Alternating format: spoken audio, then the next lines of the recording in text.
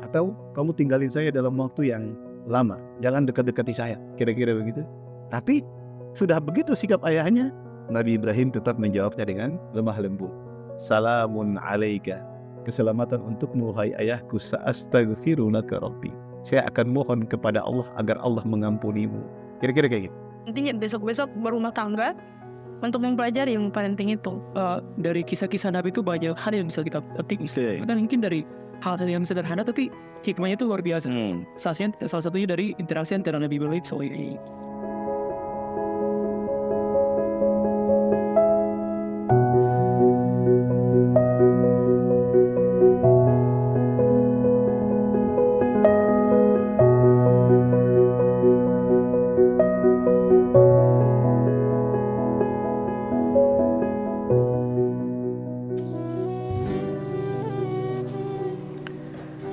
Terima kasih Nabi Ibrahim, kekasih Allah. Dari kisahmu aku belajar bahwa kelalaian seorang ayah dalam melaksanakan tanggung jawabnya tidak menggugurkan kewajiban sang anak untuk berbakti kepadanya. Alangkah indahnya dirimu saat berkata kepada ayahmu Azar, "Wahai ayahku, janganlah engkau menyembah setan.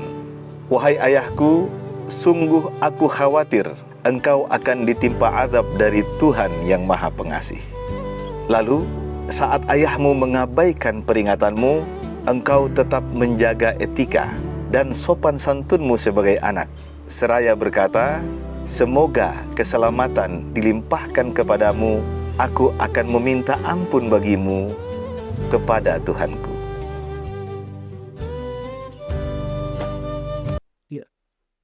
Bismillahirrahmanirrahim. Jadi Ustaz, kalau kita berbicara tentang konteks topik tentang hubungan antara orang tua dan anak ini, salah satu hal yang beta langsung terlintas dalam beta punya pikiran itu adalah tentang kisah dari salah seorang nabi yang kita sering sebut sebagai Abul Anbiya. Yang menarik dari kisah Nabi Ibrahim itu adalah bagaimana penghormatannya kepada orang tuanya, khususnya kepada ayahnya. Yeah. Walau pada saat itu memang secara kemana mereka itu bertentangan, Ustaz. Mungkin sebelum Anda masuk ke dalam topik tentang mungkin kalau dalam istilah Islamnya birrul walidain, mungkin Ustaz bisa memaparkan sedikit kisah tentang hubungan antara Nabi Ibrahim dan itu seperti apa, Ustaz? Oke, baik. Birrul walidain atau berbakti kepada kedua orang tua itu termasuk syariat atau aturan agama yang berlaku pada semua nabi. Begini, kalau kita kembali ya, rukun iman, salah satu rukun iman kita kan beriman kepada para rasul. Antumina billahi wa malaikatihi wa kutubihi wa rusulihi. Kita harus beriman kepada semua rasul, semua nabi dan rasul kan? Artinya, atau apa sih makna kalau ada yang nanya sih, selama ini pernah apa arti coba beriman kepada semua rasul? Artinya kita harus mengimani bahwa memang Allah mengutus mereka kan? Bahwa mereka ada. Mereka benar, mereka ada, Allah mengutus mereka pada kaumnya, dan mereka membawa aturan yang sesuai dengan masa mereka. Nah, pertanyaannya adalah, kalau kita kan umat Nabi Muhammad, sementara dalam Al-Quran juga Allah bicara. Allah cerita tentang nabi-nabi terdahulu. Hubungan mereka dengan umatnya. Ada satu tema yang dibahas dalam usul fikih tentang apa kewajiban kita, umat Nabi Muhammad, terhadap syariat-syariat nabi-nabi terdahulu yang memang kita imani. Apakah kita juga harus mengikuti syariat mereka atau tidak? Jawabannya adalah kita wajib mengikuti syariat nabi-nabi terdahulu selama tidak bertentangan dengan syariat Nabi Muhammad SAW. Oke. Nah, poin yang ingin saya sampaikan adalah di antara syariat yang ada pada semua nabi, tidak ada bedanya sama sekali adalah syariat tentang birrul walidain, tentang berbakti kepada kedua orang tua. Nah, kalau kita lihat dalam Al-Quran juga, Allah menjelaskan banyak sekali hubungan Nabi dengan orang tuanya, ya, yang hubungannya baik. Nanti kalau sampai ke Nabi Ibrahim ini kasus yang berbeda, ya kan? Nah, kita mulai dari Nabi Nuh misalnya. Kalau di Nabi Adam kita nggak mungkin bahas orang tua karena Nabi Adam tidak punya orangnya tua, ya. Itu bisa jadi satu pertanyaan ini juga tuh, semacam kuis ya. Kuisnya gimana kira-kira? Nabi siapa yang tidak wajib berbakti kepada orang tuanya? Ya kan? Jawabannya Nabi Adam. Gitu. Nah, jadi Nabi Nuh misalnya, yang kan dekat ya. Setelah Nabi Adam ada beberapa nabi, kemudian Nabi Nuh. Nabi Nuh dalam satu doa, Nabi Nuh ucapkan begini, Rabbing firli wali walidayya waliman dakhala baitiya mu'minan walil mu'minina wal mu'minat. Jadi Nabi Nuh mendoakan dirinya dan orang tuanya, Rabbing firli wali walidayya. Nah, kira-kira doa yang sekarang kita bacakan, kita kan diajarkan untuk mendoakan kedua orang tua ya. Itu kira-kira warisan dari doa Nabi Nuh. Ya. Rabbing firli wali walidayya, itu doa sudah diucapkan oleh Nabi Nuh pada saat Nabi Nuh bertugas. Nah, kata ulama itu menunjukkan bahwa kedua orang tua Nabi Nuh itu beriman kepada Nabi Nuh. Maka Nabi Nuh mendoakan mereka, Rabbing firli wali walidayya. Kita lihat lagi misalnya kita lompat ke Nabi Isa sebelum Nabi Muhammad. Oke. Nabi Isa punya ayah nggak? Nabi Isa cuma punya ibu. Itu sebabnya dalam Al-Quran juga begitu. Ketika Nabi Isa menjelaskan tentang kewajibannya berbakti kepada orang tua, Nabi Isa cuma menyebutkan ibunya. Bahwa di antara yang dia lakukan sebagai anak yang baik, juga sebagai seorang Nabi, kata Nabi Isa, wa barran biwalidati, dan saya disuruh untuk albir, berbuat baik kepada ibu saya. Walam yaj'alni jabbaran syaqiyya, dan Allah tidak menjadikan saya seorang yang angkuh, sombong, dan juga sengsara. Sampai, ini tentang birrul walidain, sampai ada ulama yang bilang ayat itu, ketika Nabi Isa bilang saya berbakti kepada ibu saya dan Allah tidak jadikan saya orang yang sombong dan sengsara, celaka, itu dalil bahwa kebahagiaan kita di dunia, kesuksesan kita di dunia itu berhubungan erat dengan bakti kita kepada orang tua kita, khususnya ibu kita. Karena Nabi Isa bilang begitu kan, Allah tidak jadikan saya sombong dan tidak juga sengsara. Begitu berbakti kepada kedua orang tua, kata ulama, maka insya Allah kita akan jauh dari kata sengsara dan kata gagal dalam kehidupan. Tentang nabi-nabi yang lain, terutama nabi-nabi yang diutus kepada Banu Israel.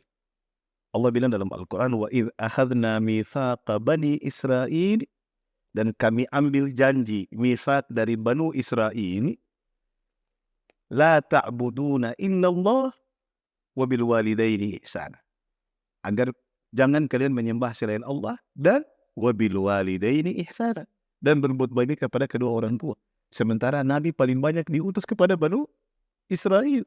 Itu artinya nabi-nabi yang diutus kepada Banu Israel yang jumlahnya paling banyak itu semua datang dengan risalah yang sama. Risalah di antara risalah atau syariat yang diajarkan kepada mereka selain risalah tauhid adalah birrul walidain. Okay? Sampai di Nabi Muhammad itu terlalu banyak. Ya, kisahnya lengkap, aturannya lebih detail, komplit, karena itu risalah yang terakhir. Nah, Nabi Yusuf juga kita lihat bagaimana hubungan Nabi Yusuf dengan ayahnya. Nabi Ismail kepada Nabi Ibrahim yang itu yang selalu diceritakan saat Idul Adha. Iya. Bagaimana Nabi Ibrahim bermimpi. Lalu Nabi Ibrahim dan mimpi seorang nabi adalah wahyu. Lalu Nabi Ibrahim ceritakan mimpi itu kepada Nabi Ismail. Apa kata Nabi Ibrahim? Inni ara fil manami anni azbahuka fandur madza tara. Wahai anakku, aku melihat dalam mimpiku. Dan mimpi Nabi adalah wahyu bahwa saya harus menyembelih kamu. Apa respon seorang anak yang bernama Ismail? Apa katanya? Ya abatif ma tu'mar. Wahai ayahku, lakukan apa yang diperintahkan Allah kepadamu. Satajiduni insyaallah minas sabirin. Kau dapati aku sebagai anak yang sabar. Jadi, maksudnya birrul walidain itu hampir bisa kita temukan dalam semua cerita para nabi, ya. Dalam Al-Quran demikian, dalam hadis juga mungkin kita akan ketemu hal yang tidak sedikit. Nah, sementara khusus tentang Nabi Ibrahim dan ayahnya, itu cerita yang berbeda. Kalau tadi semua cerita tentang kebaktian para nabi sebagai nabi dan sebagai anak kepada kepada orang tuanya ini nabi loh. Mereka walaupun mereka anak, mereka nabi, orang yang Allah pilih, ya. Itu pun tetap Allah wajibkan untuk berbakti kepada kedua orang tua. Nah, kisah Nabi Ibrahim dan ayahnya itu kisah yang berbeda lagi. Karena ini mewakili cerita orang tua yang tidak taat, durhaka, atau bahkan melawan ajaran yang disampaikan oleh Nabi Ibrahim. Tetapi dipesan dalam pelajaran terima kasih Nabi Ibrahim tadi yang kita dengar itu, yang pertama, syukran Ibrahim yang pertama, itu menjelaskan bahwa betapapun Nabi Ibrahim sebagai anak tidak diperlakukan dengan baik oleh ayahnya. Ada kan tanggung jawab ayah untuk orang tua untuk mendidik anak ke jalan yang benar, ya kan? Untuk menjadi anak yang soleh, anak yang mengerti agama, beribadah kepada Tuhannya dengan baik, itu tidak dipenuhi oleh ayahnya. Bahkan sebaliknya, ayahnya mengajak Nabi Ibrahim untuk ikut menyembah berhala yang dibuatnya. Gitu. Tapi itu tidak membuat sama sekali Nabi Ibrahim lupa bahwa dia punya tanggung jawab berbakti kepada ayahnya, sehingga dalam diskusi Nabi Ibrahim dengan ayahnya itu yang terjadi adalah sesuatu yang bisa jadi panutan kepada kita, ya, sebagai juga manusia yang diperintahkan, orang Islam yang diperintahkan untuk beriman kepada semua nabi termasuk Nabi Ibrahim, untuk meneladani itu. Ya, bagaimana cara Nabi Ibrahim ngomong sama ayahnya? Nabi Ibrahim memberitahu kepada ayahnya tentang kesalahan ayahnya. Tapi cara Nabi Ibrahim bicara lembut sekali. Ya abati. Itu panggilan yang halus, yang sangat sopan dalam bahasa Arab dari seorang anak kepada ayahnya. Ya abati, wahai ayahku, wahai ayahandaku, kira-kira gitu. Ya, mengapa engkau menyembah sesuatu yang tidak mendengar, tidak melihat, dan tidak bermanfaat? Wahai ayahku, ya abati, dia gunakan lagi, wahai ayahku, Allah beri saya pengetahuan yang tidak Allah berikan padamu. Ikuti apa yang saya sampaikan, kira-kira begitu.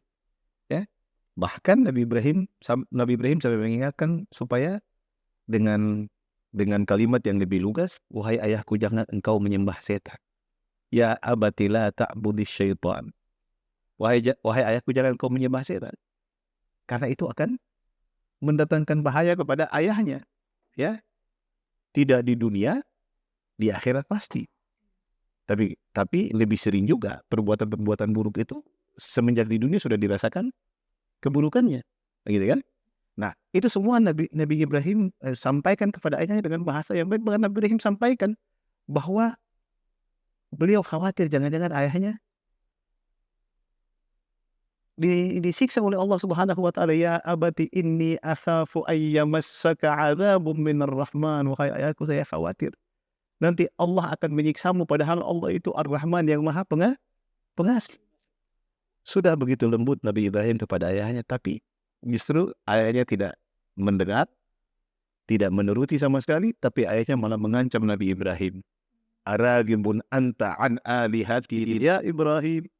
Apakah engkau tidak suka kepada Tuhan-Tuhanku, Tuhan kami, Tuhan-Tuhanku, hai Ibrahim? Ayahnya bahkan mengancam Nabi Ibrahim untuk merajamnya. Saya akan rajam kamu. Atau kamu tinggalin saya dalam waktu yang lama. Jangan dekat-dekati saya. Kira-kira begitu. Tapi sudah begitu sikap ayahnya, Nabi Ibrahim tetap menjawabnya dengan lemah lembut. Salamun alaika. Keselamatan untukmu, hai ayahku. Sa'astaghfiru laka rabbi. Saya akan mohon kepada Allah agar Allah mengampunimu. Kira-kira kayak gitu. Jadi, betapapun orang tua tidak menunaikan kewajiban mereka, itu sama sekali tidak menggugurkan tanggung jawab kita sebagai anak untuk berbakti kepada mereka. Nah, itu menunjukkan bagaimana pentingnya birrul walidain atau berbakti seorang anak kepada kedua orang. Oke. Mungkin sekarang kita beralih kepada Putri Ustaz. Mungkin Putri bisa berikan sebuah sebuah ibrah yang bisa dipetik sebagai seorang generasi muda gitu dari kisah Nabi Ibrahim itu. Jadi kalau dari Ibrahim bisa katong dapat dari kisah Ibrahim, seperti yang tadi Ustadz bilang, mau sekasar atau sekasar apapun orang tua ke kita, anak, atau tidak ada memberikan nafkah dan lain sebagainya, kita sebagai anak masih punya tanggung jawab untuk harus berbakti. Ya. Jadi Ustadz, beta punya beberapa kasus Ustadz, Mhm. itu dari teman-teman sebenarnya. Iya. Dan itu mereka juga sering cerita. Jadi kayak bagaimana orang tua mereka khususnya seorang ayah itu tidak memberikan semacam edukasi atau komunikasi Iya. dengan mereka. Jadi kadangkala ada anak yang pada saat orang tuanya datang itu kayak langsung tiba-tiba dia harus masuk ke dalam kamar karena kayak perasaan takut dan lain sebagainya. Oke. Padahal sebenarnya eh, mereka merasa bahwa orang tua mereka khususnya ayah ini kejam gitu Ustaz. Mungkin pada saat mendengar cerita-cerita mereka, oh mungkin karena kurangnya komunikasi itu Ustaz. Baik itu antara dari ayah ke anak maupun dari anak ke ayah gitu. Jadi kadangkala pada saat mendengar cerita-cerita dari mereka, kita sering bilang kalau coba bangun komunikasi yang baik dengan orang tua dan lain sebagainya kayak gitu Ustaz. Terus mungkin kita bisa tanya dulu. Boleh. Iya, jadi kita tanya ke Ustaz. Jadi ada ada satu teman dia cerita bagaimana kondisi keluarganya Ustaz. Yang pertama adalah dia punya keluarga yang khususnya orang tua, dia punya bapak itu sangat keras dengan Ustaz. Jadi kayak belajarnya tuh harus belajar terus, kayak harus sering boleh keluar bermain dengan teman-teman. Jadi kayak kadang-kala dia cuma di rumah untuk belajar dan belajar tanpa orang tua tuh kayak kasih bimbingan gitu Ustaz. Oke. Tidak disertai dengan bimbingan. Iya. Jadi kayak pasti tuh harus belajar kayak begini-begini. Iya, tanpa pendampingan. Yang padahal kayak ada susah apa, mama sini dibantu, seng Ustaz. Jadi setiap kayak orang tua datang kayak dari baru pulang kerja, dia tuh selalu kayak masuk ke dalam kamar, yang ada komunikasi apa Oke. dan dia sempat bilang bahkan sampai dia sudah besar, dia mau tanya pendapat orang tua pun itu Sulit. dia takut. Jadi kayak Ada semacam gap gitu ya. jadi dia tuh merasa dia jadi kayak ada istilah sekarang tuh Ustaz. Betul kita punya rumah tapi rumah itu bukan rumah kita. Oke. Gitu loh. Jadi rumah yang dia dapat itu dari orang lain. Yang padahal mereka punya orang tua Ngerti. yang bisa diajak diskusi, bisa diajak diberi saran, sharing dan lain sebagainya, tapi tidak ditemukan itu di rumah. Oke.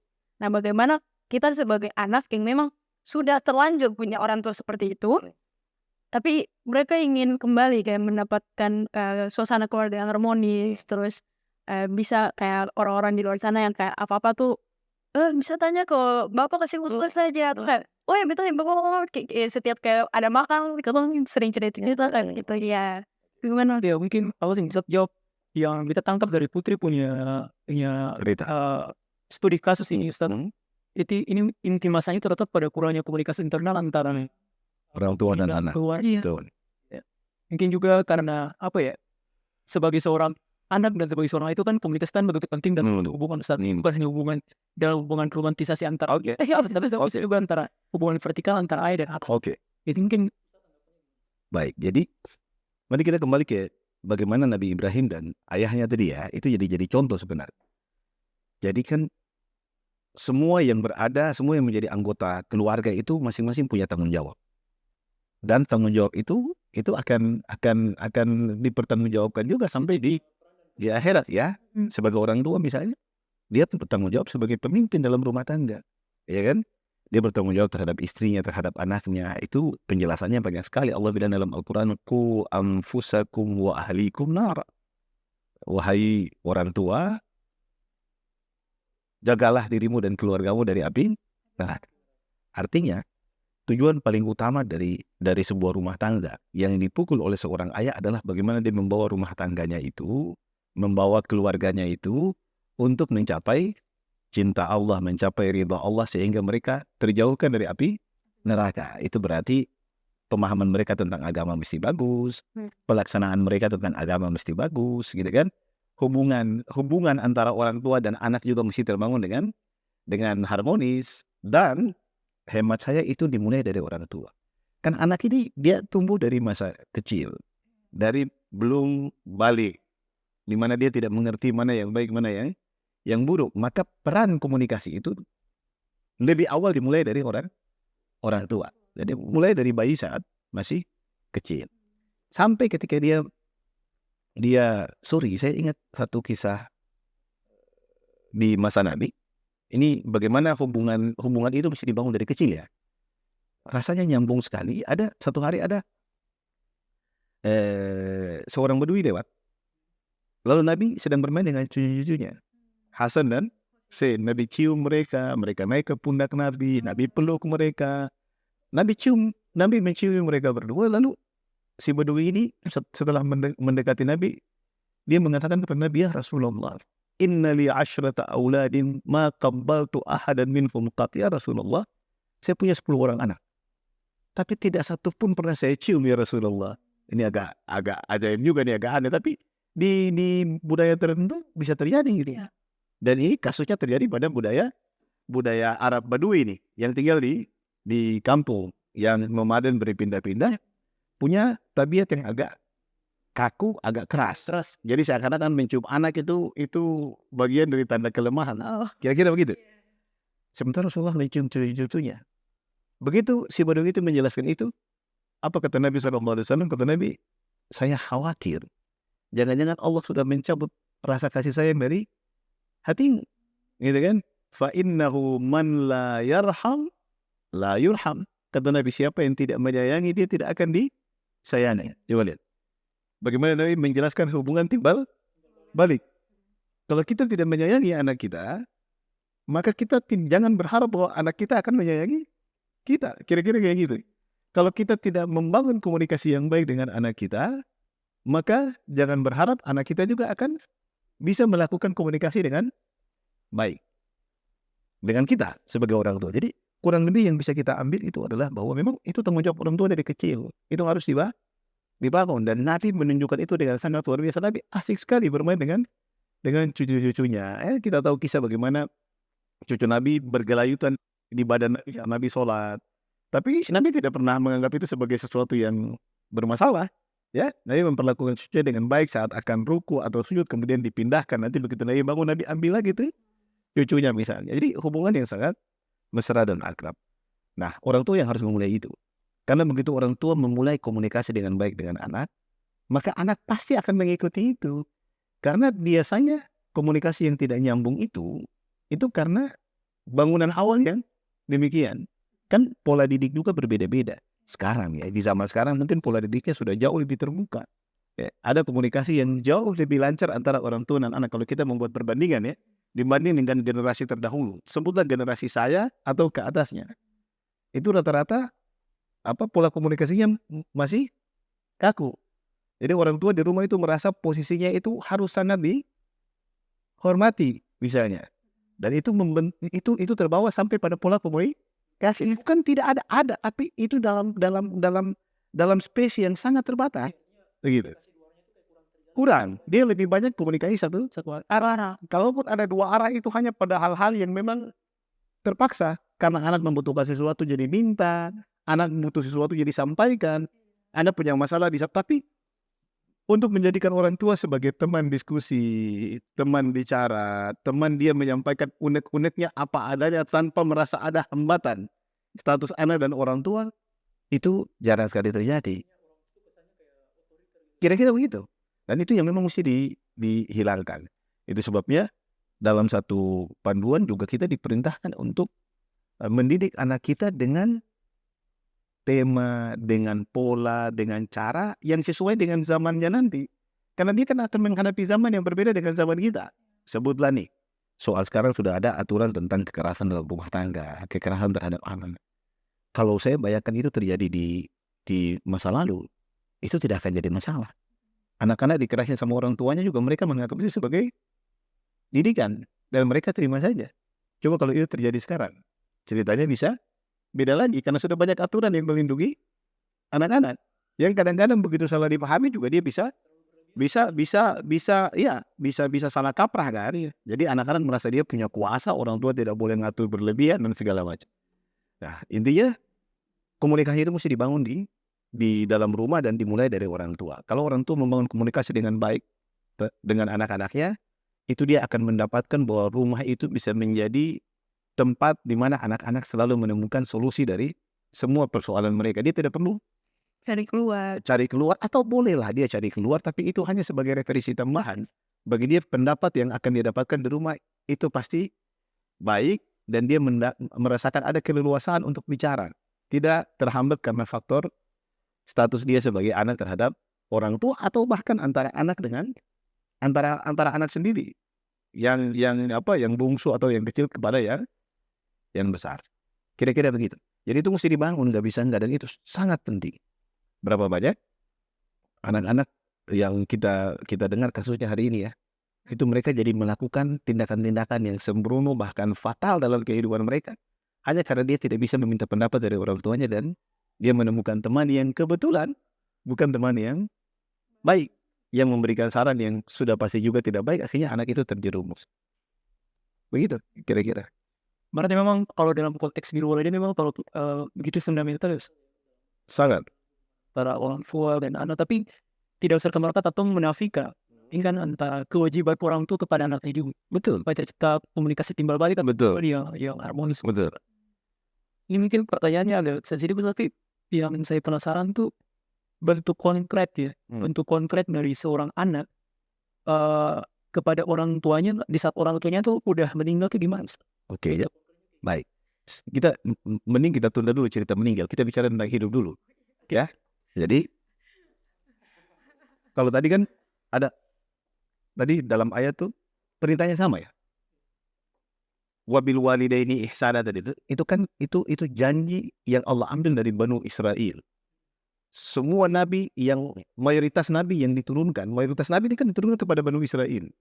Nah, mereka semua membawa risalah yang sama tuh. Di samping tauhid adalah birrul walidain. Dalam Al-Quran juga Allah perintahkan kepada kita, wa qadha rabbuka alla ta'budu illa iyyahu wa bil walidaini ihsan. Perintah kepada kita sebagai anak tentang orang tua apa? Ihsana.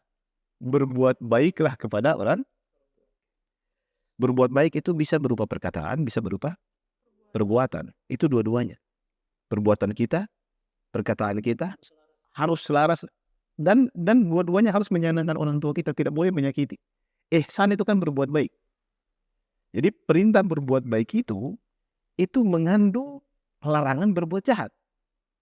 Jadi ulama bikin kaidah al-amru bisyai'i nahyun 'an diddihi. Perintah untuk melakukan sesuatu itu mengandung larangan untuk melakukan lawannya. Jadi kalau kita diperintahkan berbuat baik, maka kita tidak boleh berbuat buruk. Tetapi ulama menjelaskan bahwa lawan dari berbuat baik itu ada dua. Lawan dari berbuat baik yang harus kita hindari itu ada dua. Bukan hanya tidak berbuat buruk. Kan lawan dari berbuat baik otomatis cepat-cepat kita bisa katakan berbuat buruk kan? Tapi ternyata lawan dari berbuat baik itu bukan hanya berbuat buruk. Jadi kita diharamkan berbuat sesuatu yang buruk kepada kedua orang tua kita. Ada satu lagi lawannya kata ulama yang kadang-kadang tidak diperhatikan, yaitu tidak berbuat apa-apa. Oke. Jadi tidak berbuat apa-apa itu juga bagian dari yang dilarang dalam agama. Artinya kalau kita tidak berbuat apa-apa kepada orang tua, kita tidak berbuat buruk, tapi kita cuma diam saja tidak berbuat apa-apa, itu pun salah. Karena perintahnya adalah berbuat baik. Jangan sampai difahami bahwa kita cuma dilarang berbuat buruk. Jadi kalau kita nggak bikin apa-apa supaya aman, itu aman. Enggak. Tidak berbuat apa-apa itu juga salah. Lebih salah lagi kalau kita berbuat buruk. Itu dijelaskan dalam tafsir. Nah, jadi perintahnya kita harus berbuat baik. Dalam perkataan, dalam perbuatan. Maka Allah juga beri contoh gitu kan. Allah beri beberapa contoh. Allah bilang apa? Fala taqul lahuma uff. Jangan ucapkan kata yang menyinggungnya. Uff itu ungkapan dari apa kata-kata atau sikap tubuh yang tidak suka terhadap sesuatu karena sesuatu itu jelek. Apapun bentuknya ya, dalam tradisi kita apa misalnya? Gitu kan. Malas kira-kira gitu. Pokoknya semua itu masuk dalam makna uff, itu enggak boleh. Itu kan sebenarnya biasa saja dalam hari-hari, tapi itu Allah bilang nggak boleh. Fala taqul lahuma uff. Kalau ada yang secara bercanda bilang, Ustaz, kalau kita kan cuma dilarang. Dalam Al-Quran jelas dilarang berkata-kata yang menyakiti. Lalu kira-kira kalau kita mukul boleh nggak? Ya itu lebih kacau lagi kalau ada yang bisa memahami begitu ya. Kata-kata yang menyakiti aja nggak boleh, apalagi perbuatan. Fala taqul lahuma uff. wala tanharuhuma. Nah, ini masuk ke perkataan, perbuatan nih. Jangan hardik mereka. Ya kan? Wala tanharuhuma wa qul lahuma qaulan karim. Dan ucapkanlah kepada mereka kata-kata yang baik. Jadi berbuat baik kepada orang tua itu ada pada kata-kata, ada pada perbuatan juga. Begitu. Dan itu subhanallah gitu ya. Itu sesuatu yang luar biasa sekali. Saking pentingnya tadi saya bilang. Semua nabi diperintahkan untuk menyampaikan risalah itu kepada umatnya. Jadi di dunia harus begitu. Ya. Apapun yang diperintahkan oleh orang tua harus kita patuhi. Batasannya hanya satu. Kalau orang tua perintahkan kita berbuat dosa. Karena Nabi bilang, la ta'ata li makhlukin fi ma'siyatil khaliq. Tidak boleh taat kepada makhluk siapapun. Orang tua, guru, pemimpin, siapapun yang memerintahkan kita untuk bermaksiat kepada Allah, melakukan dosa, maka kita tidak patut taat. Tetapi tidak taat kepada orang tua itu bukan berarti kita harus durhaka. Kita harus menunjukkan sikap atau menyampaikan kata-kata yang menyakiti orang tua. Nah, itu contohnya kan ada juga, ya. Nabi Ibrahim kasih contoh itu tuh. Ini Nabi Ibrahim ini diajak syirik sama ayahnya berhala. Tapi dia coba bagaimana Nabi Ibrahim sikapnya tadi kan indah banget kan. Dan Allah juga sebut itu dalam Al-Quran. Tetap kata Allah apa? Wa in jahadaka ala an tusyrika bima laysa laka bihi ilmu. Kalau kedua orang tuamu mengajakmu untuk menyembah Tuhan selainku, menyekutukan Allah dengan yang lain, apa kata Allah? Fala tuti'huma. Jangan taati mereka, tapi wasahibhuma fid dunya ma'rufa. Tapi tetap perlakukan mereka dengan baik. Artinya, kalau kita punya orang tua yang kebetulan beda agama sekalipun, perbedaan agama itu tidak menjadi alasan untuk durhaka kepada kedua orang tua. Ya, orang tua kita mungkin beda agama. Kita muslim, orang tua kita non-muslim, tapi kita wajib dalam Islam diajarkan untuk berbakti kepada kedua orang tua kita walaupun mereka non-muslim. Itu di dunia. Sebelum kita sampai di akhirat. Berarti nanti sebelum ke akhirat. Nanti kita bicara akhirat. Iya. Jadi yang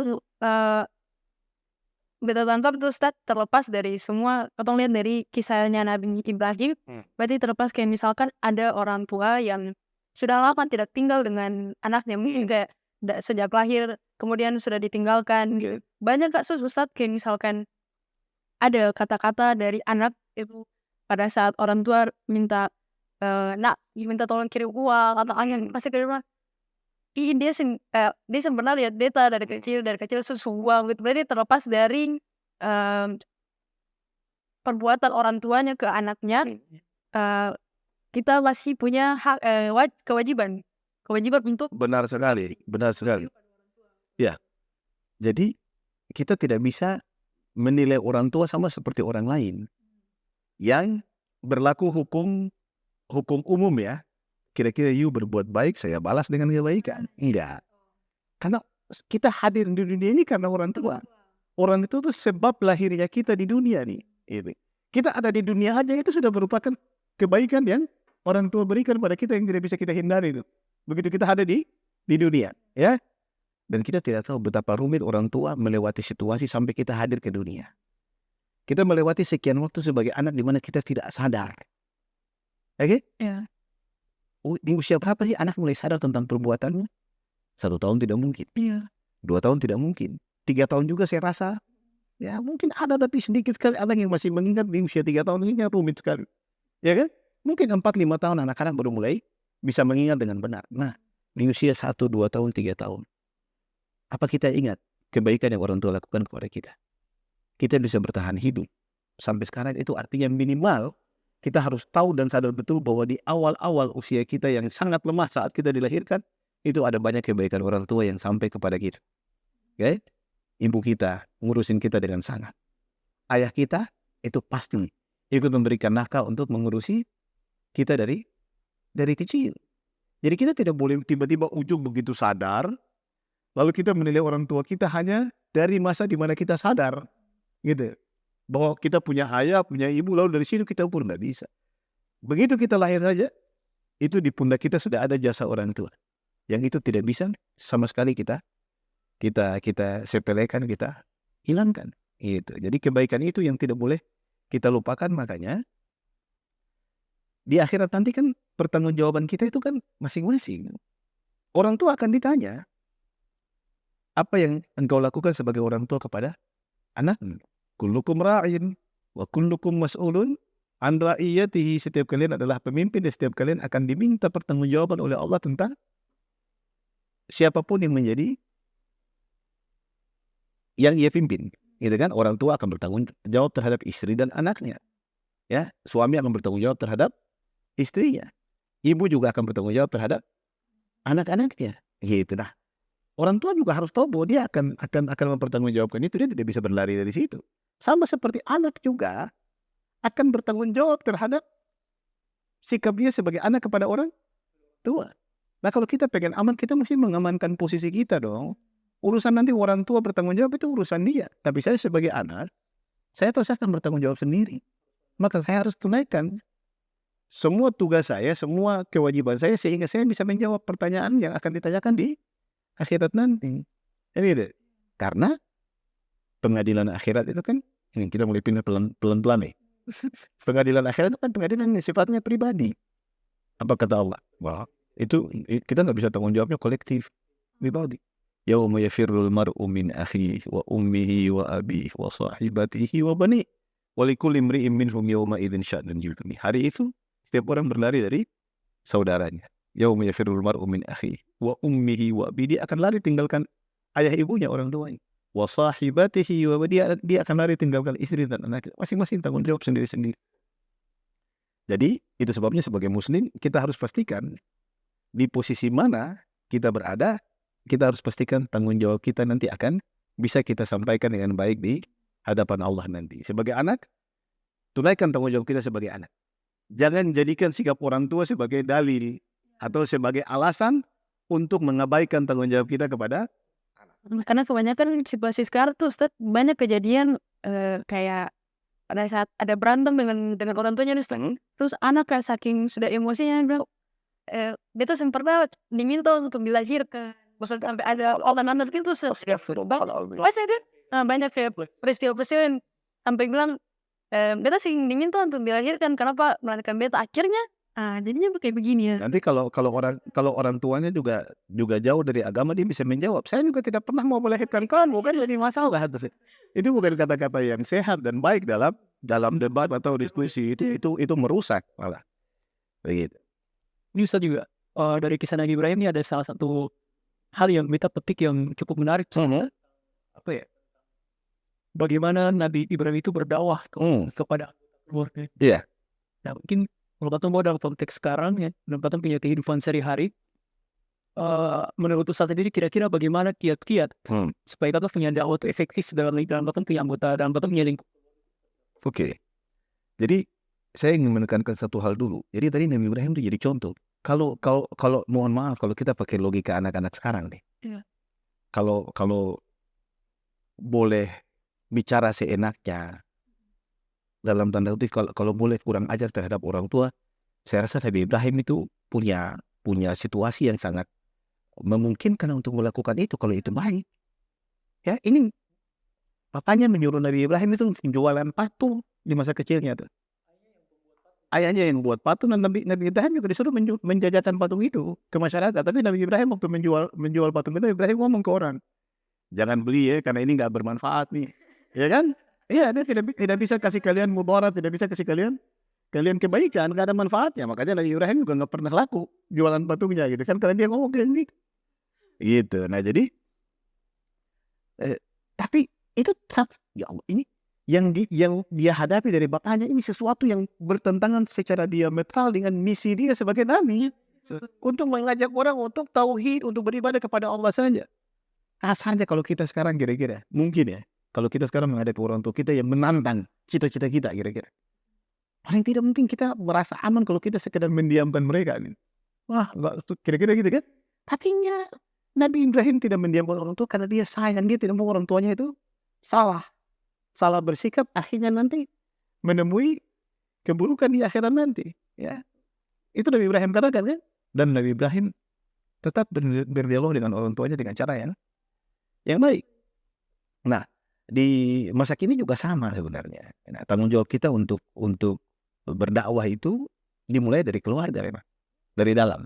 Tu anfusakum wa ahlikum nara. Jagalah dirimu dan keluargamu dari api neraka. Betul, itu ayat itu lebih ditujukan kepada orang tua sebagai penanggung jawab. Tapi juga sebagai anggota keluarga kita sama-sama punya tanggung jawab. Kan bisa jadi saya punya ilmu lebih dari orang tua saya. Seperti yang Nabi Ibrahim katakan. Wahai ayahku, saya dapat pengetahuan yang tidak engkau dapatkan. Saya dapat ilmu dari Allah yang tidak engkau miliki. Gitu kan? Sebagai anak, Nabi Ibrahim sampaikan. Jadi kita tidak harus menganggap bahwa tanggung jawab untuk membereskan, memperbaiki keluarga itu hanya pada ayah kita saja, pada ibu kita saja. Tidak. Kita sebagai yang punya pengetahuan lebih juga harus ikut memperbaiki dengan cara yang baik. Nah, cara yang baik itu dimulai dari pilihan kata-kata sebenarnya. Kebaikan, substansi kebaikan selalu baik. Tetapi begitu kita tidak cantik dalam menyampaikan kebaikan itu, atau pilihan kata-kata kita kurang bagus, kebaikan itu bisa berubah dalam pandangan orang itu. Hanya karena cara kita menyampaikan. Itu pelajaran yang kita ambil dari Nabi Ibrahim. Ya, cara dia bicara kepada ayahnya, cara dia mengingatkan ayahnya supaya jangan sampai bahwa perbuatan itu tidak bermanfaat, jangan sampai disiksa sama Allah, sampai mendoakan ayahnya. Kira-kira itu pilihan-pilihan yang baik. Dalam mengingatkan keluarga kita juga kita harus pakai kata-kata yang baik. Ya, kepada ibu kita harus tahu posisi mereka, cara menyampaikan yang lembut kepada mereka. Kita nggak boleh marah-marah karena orang tua kita salah. Atau kita marah-marah sebagai anak kepada kakak kita yang lebih tua dari kita, atau kepada paman kita. Kita harus pilih cara yang paling baik yang kita yakini itu akan membuat mereka mudah untuk menerima kebaikan. Karena kita tidak sedang datang untuk menghakimi orang. Iya kan? Kalau kita ingin memperbaiki orang, maka posisi kita bukan hakim. Yang mengatakan, you salah, yang ini salah, ini nggak benar, ini salahnya banget. Enggak. Tapi kita ingin datang dan melihat kesalahan itu sebagai sesuatu yang ingin kita perbaiki. Sebagai da'i, maka kita harus mengajak mereka untuk meninggalkan kesalahan itu, dan kita pakai cara yang baik.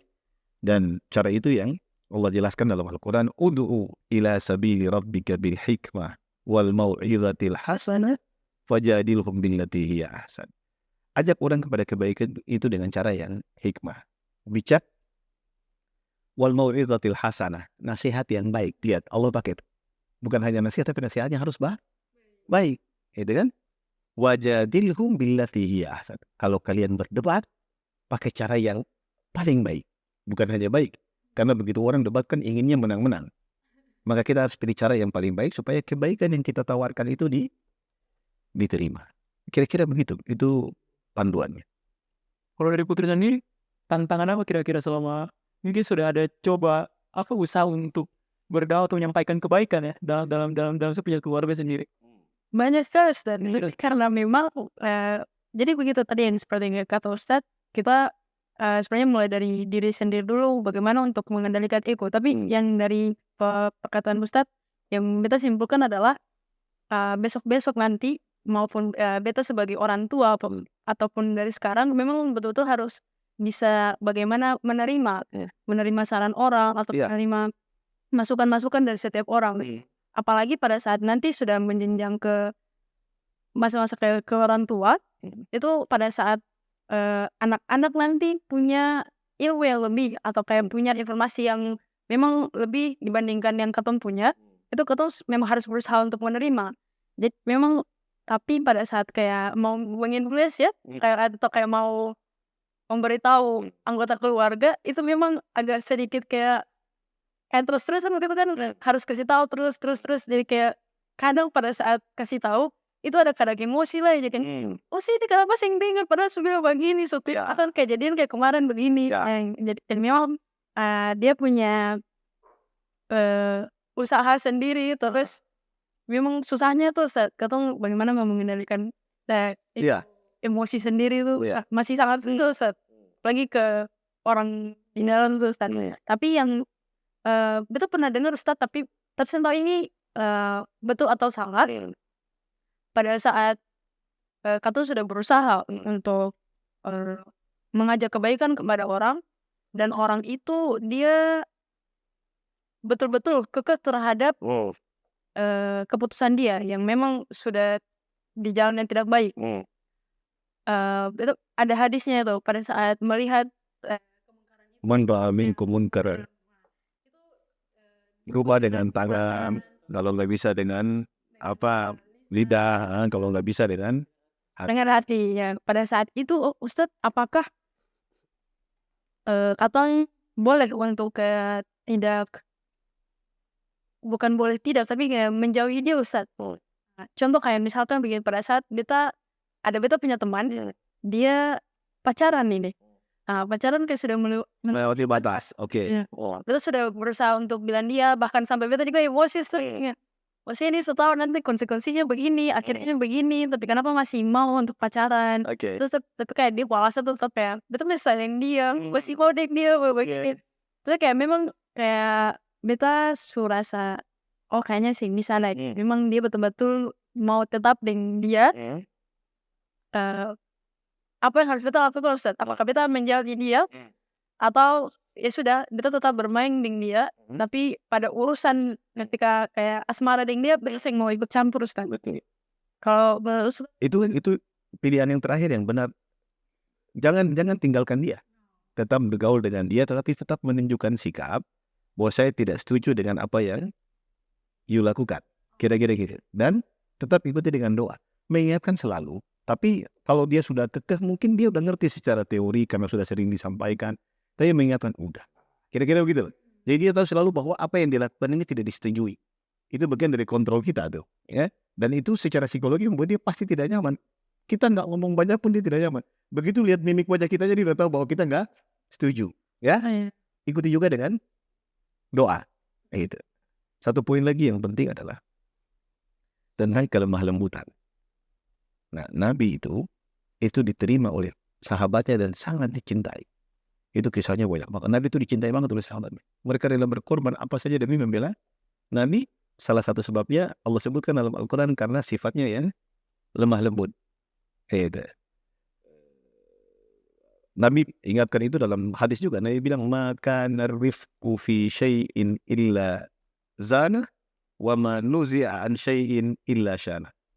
Kelemah lembutan itu kalau ada pada satu perkara, dia bikin perkara itu jadi baik. Ada pada satu kondisi, dia bikin kondisi itu jadi indah.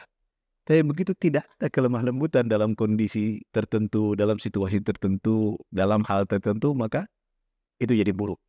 Jadi Nabi dipuji sama Allah Subhanahu wa Ta'ala dalam Al-Quran justru di tema itu. Kata Allah, fabima rahmatin minallahi linta lahum. Karena rahmat Allah, engkau wahai Muhammad bisa berlemah lembut dengan orang-orang di sekelilingmu, dengan sahabat-sahabat. Walau kunta fadwan ghalidhal qalbi lam faddu min haulik. Andaikan engkau wahai Muhammad kasar. Kasar berarti tidak lemah lembut. Ghalidhal qalbi, keras hati, lam faddu min haulik. Itu sahabat-sahabatmu itu akan pergi meninggalkan. Jadi lemah lembut dalam menyampaikan itu penting, dan Nabi Ibrahim contoh paling baik deh. Ya, udah manggil ayahnya dengan baik, dia ingatin baik-baik banget, dimarahin sama bapaknya kan, sampai mau dirajam kata bapaknya. Ya, saya akan rajam kamu atau kau tinggalkan saya nggak mau ngobrol sama kamu. Ibrahim nggak ngapa-ngapain, tapi justru malah mendoakan ayahnya. Ya, salamun alaika, astaghfirulaka rabbi, keselamatan untukmu wahai ayahku. Aku akan meminta ampun kepada Allah terhadapmu. Jadi itu penting tuh. Itu tadi menguatkan apa yang Egan bilang tadi. Ketika kita merasa kita penting ikut memberikan kontribusi memperbaiki keluarga kita, lakukan dengan pengetahuan yang kita miliki, lakukan dengan lemah lembut, pilih kata-kata yang baik, sabar, dan berdoa. Ya, usaha tapi kita tetap berdoa. Di awal ibrah yang mungkin kita bisa petik ya dari penekanan Islam terhadap bagaimana cara katong untuk berkomunikasi antar komponen keluarga. Mungkin karena dalam Islam itu struktur keluarga itu merupakan salah satu landasan. Betul sekali. Ini memang perlu untuk menciptakan suatu keharmonisan dalam keluarga itu gimana. Betul. Ini luar biasa. Iya. Seorang guru dia bilang ilmu parenting itu bukan dipelajari pada saat sudah menikah nanti, tapi dipelajari pada saat sebelum menikah. Dan itu memang ada efeknya. Padahal ada efeknya pada saat beta masih jadi anak gitu, belum jadi seorang istri atau seorang Oke. ibu Oke. gitu.